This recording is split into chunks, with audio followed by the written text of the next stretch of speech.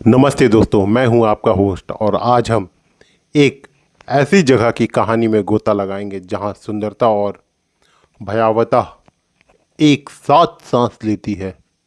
यह कहानी मेघालय के एक हरे भरे पहाड़ों में बसे एक छोटे से गांव जिसका नाम शांतवन है की कहानी है। शांतवन नाम के अनुसार ही बेहद शांत और सुगम्य गांव था।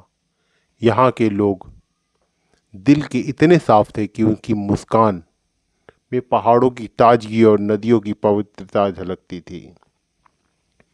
दिन के समय गांव जीवन से भरपूर रहता। बच्चे खेल कूद करते और महिलाएं खेतों में काम करती और पुरुष अपनी भेड़ बकरियां चराते हुए पहाड़ी रास्तों पर निकल पड़ते। सूरज की किरणें जब घने जंगलों से छनकर आती तो लगता था जैसे धरती पर स्वर्ग उतर आया हो। लेकिन जैसे ही सूरज ढलता एक अजीब सी खामोशी गांव पर छा जाती थी। हवा में एक सिहरन दौड़ जाती और पेड़ पौधे की भी मानो डर के मारे अपनी पत्तियां समेट लेते थे। शांतवन की रातें दिन की तरह शांत नहीं बल्कि बहुत ही भयावह होती थी। गांव में एक पुरानी मान्यता थी, एक देवी की कहानी जो सदियों पहले इस धरती पर निवास करती थी।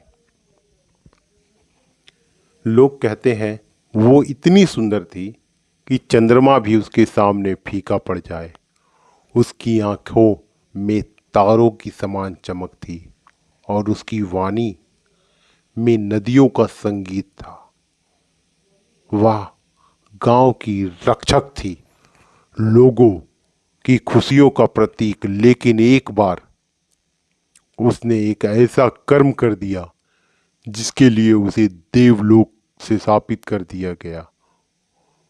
उस पर ऐसा श्राप लगा कि उसे अपनी दिव्य शक्ति खोकर धरती पर आना पड़ा, एक ऐसे रूप में जिसे गांव वाले आज वन देवी कहते हैं। वन देवी या शापित देवी अब हर पूर्णिमा की रात को जंगल से बाहर आती थी। श्राप इतना क्रूर था कि उसे हर महीने जीवित रहने के लिए किसी न किसी मानव प्राणी का भोग करना पड़ता था। वह अपनी अलौकिक सुंदरता का उपयोग करती किसी भी भोले भाले ग्रामीण को अपनी ओर खींच लेती और फिर उस गांव का एक घर खाली हो जाता। किसी को नहीं पता कि वन देवी कौन सा रूप लेगी, लेकिन उसकी एक झलक ही किसी को मंत्रमुग्ध करने के लिए काफी थी। गांव वाले इस रहस्यमय भय के साथ जीना सीख गए थे। हर पूर्णिमा से पहले गांव में प्रार्थनाएं होती थी, ताबीज बांटे जाते थे और रात होने के पहले हर कोई अपने घरों में दुबक जाता।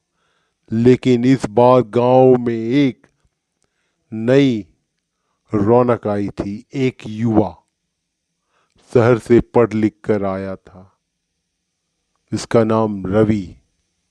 अपनी छुट्टियों में अपने गांव सांतवन आया था। उसे गांव की इन कहानियों पर यकीन नहीं था।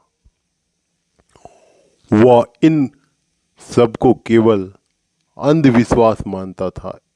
उस रात पूर्णिमा की रात थी। रवि अपने दादाजी के साथ बैठा था जो उसे वन देवी की कहानियां सुना रहे थे। लेकिन रवि मुस्कुरा रहा था। दादाजी, उसने कहा, ये सब पुरानी बातें हैं। आज के जमाने में कौन भूत प्रेत पर विश्वास करता है। दादाजी ने एक लंबी सांस ली और बोले, बेटा, कुछ चीजें ऐसी होती है जिन्हें अनुभव करके ही समझा जाता है। वन देवी की सुंदरता जितनी लुभावनी है, उसका अभिशाप उतना ही घातक। आधी रात का समय था। रवि अपने कमरे में था जब उसे अपनी खिड़की के बाहर से एक मधुर मादक संगीत सुनाई दी। ऐसा संगीत उसने उससे पहले कभी नहीं सुना था। संगीत में एक खिंचाव था, एक ऐसी पुकार जो उसे बाहर आने के लिए मजबूर कर रही थी। उसने उठकर खिड़की खोली और जो उसके सामने दिखा उसने उसकी दुनिया हिला दी। चांदनी रात में पेड़ों के बीच एक औरत खड़ी थी। उसकी त्वचा चांदनी की सफेदी की तरह थी।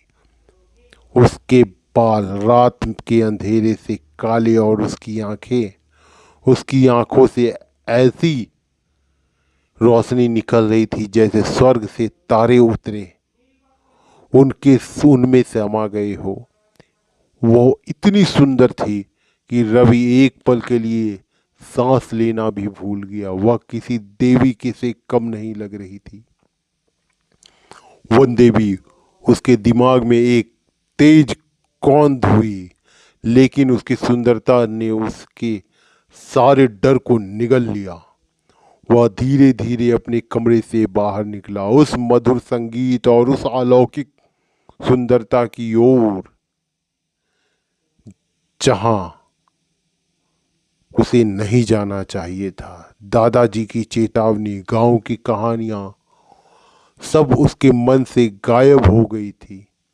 वह बस उस मोहिनी छवि की ओर बढ़ रहा था, जैसे जैसे पतंगा आगे और जैसे कोई पतंगा आग की ओर जाता है। जंगल की ओर बढ़ते हुए रवि के दिमाग में एक अजीब सी उत्तेजना थी और एक गहरा अनजाना डर। उसे नहीं पता था कि वह अपनी जिंदगी की सबसे बड़ी भूल करने जा रहा है या फिर वन देवी की सांप का अगला शिकार बनने वाला है।